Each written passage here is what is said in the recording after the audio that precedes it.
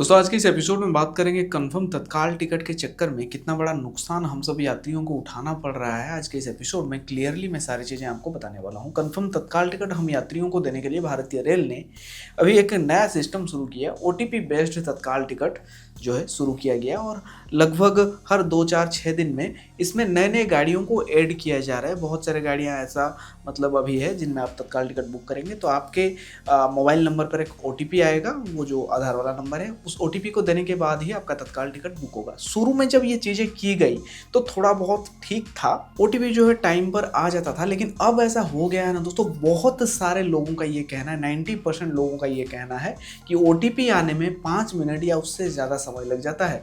और यहाँ पे जो ये होल्डिंग टाइम है RTC का, होल्डिंग टाइम मतलब जैसे होता है ना, हम लोग सारी डिटेल फिलअप कर दिए, उसके बाद जो ये गोल वाला घूमते घूमते घूमते रहेगा ना, तो इसको कहते हैं होल्डिंग टाइम, जो कि होता है 40 से 50 सेकंड तक का। मतलब काउंटर पर अगर आप जाओ टिकट बुक करो तो वहाँ पे बटन दबते ही टिकट आपका प्रिंट हो जाता है, बुक हो जाता है।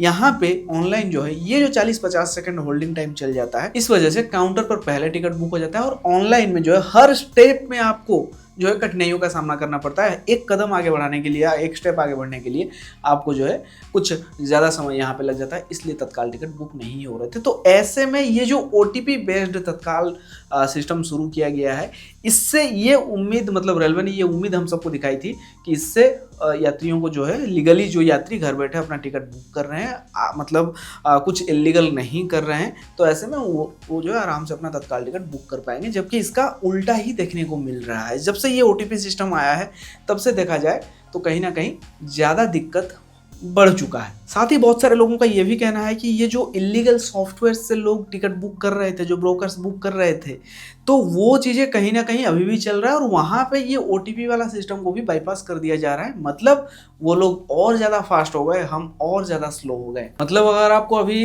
एक कंफर्म तत्काल टिकट चाहिए तो 2 ही रास्ते आपके पास बचते हैं। 2 दिन तक जाके लाइन में लगो, काउंटर पर पहले नंबर पर आने की कोशिश करो, या तो फिर किसी ब्रोकर को पकड़ो, किसी दलाल को पकड़ो और उसको 500 के बजाय 1500-2000 रुपए दो, तब जाके आपका टिकट बुक होगा। तो सिस्टम कहीं ना कहीं सुधारने की बातें कही गई थी, तो यहाँ पे ये चीज़ें हमें नहीं दिख रहा, ज़्यादा कुछ बिगड़ते हुए ही दिख रहा है। देखिए इंडियन रेल में बहुत सारी ऐसी चीज़ें हैं जिन वजहों से मुझे ऐसा लगता है कि यात्रियों के साथ नाइंसाफ़ी या गलत हो रहा था, फिर भी हम लोगों ने उन सब चीज़ों को नज़रअंदाज किया हुआ था। लेकिन ये जो अब ये सिस्टम शुरू हुआ है, इससे बहुत ज़्यादा नुकसान यहाँ पे दिख रहा है। मतलब जो भी 1% या 0.5% जो चांसेस थे कंफर्म तत्काल टिकट मिलने के, वो भी यहाँ पे खत्म होता हुआ दिख रहा है। जो बहुत सारी नाइंसाफ़ियों की मैंने बात कही यहाँ पे, वो कुछ ऐसा है, मेरे हिसाब से कुछ बड़ी बड़ी चीज़ें यहाँ पे पॉइंट्स बहुत सारे हैं, लेकिन मैं यहाँ पे 2-3 पॉइंट आपके सामने रखना चाहूँगा कि देखिए, कंफर्म टिकट आप कैंसिल करते हो, उसका कैंसिलेशन चार्ज करता है, वो तो ठीक है, चलो मानते हैं यहाँ पे कटना चाहिए। लेकिन एक ऑनलाइन एक व्यक्ति वेटिंग टिकट बुक करता है और वो टिकट भी वो खुद से कैंसिल करे तो कैंसिलेशन चार्ज लगे, मुझे समझ में आता है। वो टिकट ऑटो कैंसिल होता है, तो ऐसे में क्यों उसको जो है क्लर्क चार्ज के नाम पर एक मोटा रकम देना पड़ता है?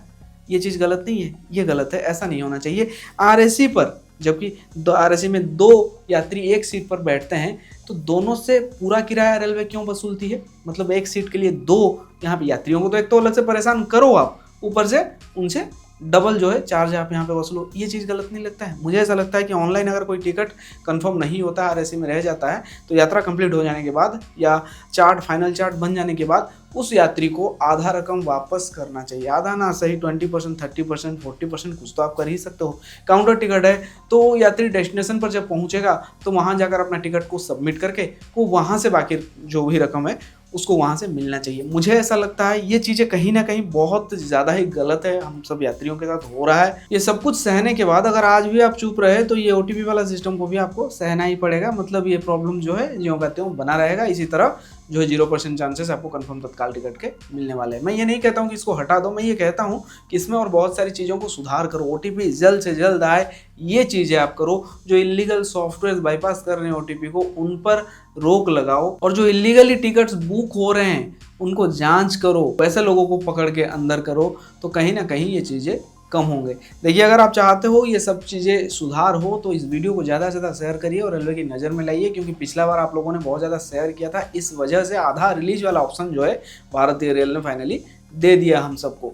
तो इस तरह से इस वीडियो को भी आप शेयर करिए, आपका फ़ायदा ज़रूर होगा। बाकी फिलहाल दीजिए मुझे इजाज़त, फिर मिलते हैं कोई नई जानकारी के साथ। तब तक के लिए अपना ख्याल रखिए, टेक केयर, बाय बाय।